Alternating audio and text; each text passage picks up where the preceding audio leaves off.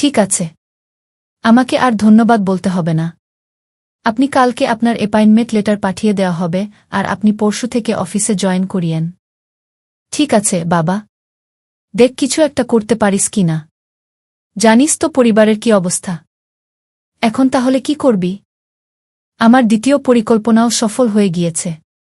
এইবার শুধু অপেক্ষা, সঠিক সময়ের অপেক্ষা। হি হি হি।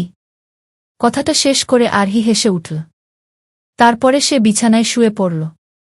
আচ্ছা ম্যাডাম। তারপরে আমি খুশি খুশি মনে কল কেটে দিলাম। সেই সাথে বাড়ির সবাইকে গিয়ে জানিয়ে দিলাম আমার চাকরি হয়ে গিয়েছে। আমার চাকরির খবর শুনে সবাই খুশি হয়ে গেল। মা বাবা তো খুশিতে চোখের জল ছেড়ে দিল, আর ছোট বোন নিধি, ও তো এটা ওটা আবদার করতে লাগল। আমিও হাসি মুখে বলে দিলাম চাকরির প্রথম মাসের বেতন পেয়ে ওর সব আবদার পূরণ করে দিব। তারপরে নিজের ঘরে এসে শুয়ে ভগবানকে ডেকে বিড়বিড় করে বলতে লাগলাম, ঠাকুর, আমাকে চাকরি পাইয়ে দেওয়ার জন্য তোমাকে অনেক অনেক ধন্যবাদ। সত্যি বলছি, আজকে সকালে মেয়েটির সাথে রাস্তায় যা করেছি, তারপরে উনাকে আবার ইন্টারভিউর রুমে দেখে আমি ভাবতে পারি নেই আমার এই চাকরি হবে। একমাত্র তোমার জন্য আমার এই চাকরি হয়েছে। তোমাকে অনেক অনেক ধন্যবাদ ঠাকুর। আমি বিড়বিড় করে এইসব বলে সিদ্ধান্ত নিলাম, আবার যখন কখনো সেই মেয়েটি অর্থাৎ আরহির সাথে দেখা হবে, তখন মেয়েটির কাছে সেই দিনের ব্যবহারের জন্য ক্ষমা চেয়ে নিব। অন্যদিকে আমার সাথে কথা বলা শেষ করে ফোন রেখে দেওয়ার পরে আরহি বিড়বিড় করে বলতে লাগ, এইবার তাহলে তোর চাকরি হয়ে যাবে, তাই না? আমি নিশ্চুপ মায়ের দিকে তাকিয়ে রয়েছি। এইভাবে আর কত ইন্টারভিউ দিবি? তবুও ম্যাডাম, আপনাকে অনেক অনেক ধন্যবাদ। এখন তাহলে আমি রাখছি। ইন্টারভিউ দিয়ে বা চাকরি কোথায় হচ্ছে? আমাকে ধন্যবাদ দিতে হবে না। আপনি আপনার চাকরি আপনার যোগ্যতা থেকে পেয়েছেন। এখানে আমার কোনো হাত নেই। ও তুমি বুঝবে না। না হলে কি করার, চেষ্টা তো করে যেতে হবে। কেন? কিরে কথা বলছিস না কেন? কেমন হয়েছে তোর ইন্টারভিউ? হ্যাঁ মা, দেখি। হ্যাঁ। GB madam. বলুন। তার মানে আমার চাকরি হয়ে গিয়েছে। দেখতে দেখতে পরের দিন চলে আসল, আমি অ্যাপয়েন্টমেন্ট লেটার পেয়ে গেলাম এবং সেই দিন কেটে গেল। তারপরে দিন সঠিক সময়ে অফিসের জন্য বের হলাম। কিন্তু আমার কপাল হয়তো খারাপ, তাই জ্যাম আটকে গেলাম। শেষ পর্যন্ত যখন জ্যাম থেকে মুক্ত হলাম, তখন অফিসের সময় পার হয়ে গিয়েছিল। এমন অবস্থায় আমি অফিসে ডুবতে ডুবতে বিড়বিড় করে বলতে লাগলাম, সাগর, এমনি সেই দিন তুই ম্যাডাম এর সাথে ঝগড়া করেছিস, তাকে এত মানুষ এর সামনে এত কিছু বলেছিস, থাপ্পড় মেরেছিস। তুই এত কিছু করার পরেও সে তোকে চাকরি দিয়েছে। কিন্তু সেই তুই কিনা অফিসের প্রথম দিন লেট করে অফিসে যাচ্ছিস। অফিসে যারা পুরনো তারা কখনো দেরি করে আসতে পারে না, আর তুই নতুন হয়ে প্রথম দিনই অফিসে দেরি করে আসলি। দেখ আজকে তোর চাকরি থাকে কিনা। শেষে এমন জানি না হয় এই দেরি করে আসার জন্যই অফিসের প্রথম দিন তোকে চাকরি থেকে বের করে দিল।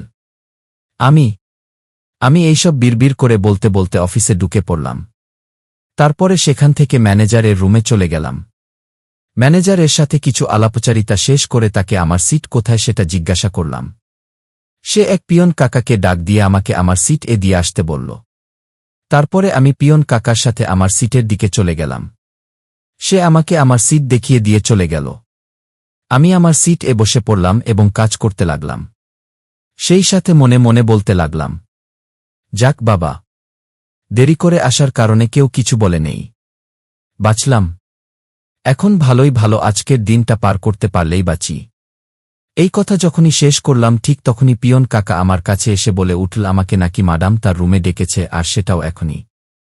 এই কথা শুনে আমি পিয়ন কাকাকে চলে যেতে বলে নিজে ম্যাডাম এর রুমের দিকে হাঁটতে হাঁটতে বিড়বিড় করে বলতে লাগলাম, প্রথম দিনই দেরি করে আসার পরেও কেউ কিছু বলে নেই দেখে খুব খুশি হয়েছিলি না? দেখ, এইবার খুশিতে ম্যাডাম জল ঢেলে দিল। শুধু তাই নয়, তোর এখন চাকরি নিয়েও টানাটানি লেগে যাবে। আমি এইসব বিড়বিড় করে বলতে বলতে ম্যাডাম এর রুমে গিয়ে উপস্থিত হলাম। তারপরে ম্যাডাম অর্থাৎ আরহি আমার সাথে যে ব্যবহার করল সেটা দেখে আমি একদম অবাক হয়ে গেলাম।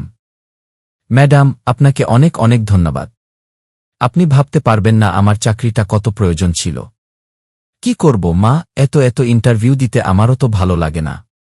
কিন্তু ইন্টারভিউ না দিলে আবার চাকরি হবে না। ঠিক আছে ম্যাডাম। ম্যাডাম, আপনি সত্যি বলছেন? জি নমস্কার।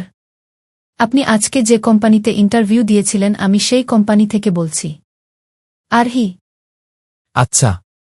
কথাটা শেষ করে আমি নিজের ঘরের দিকে চলে গেলাম আর মা রান্নাঘরে চলে গেল।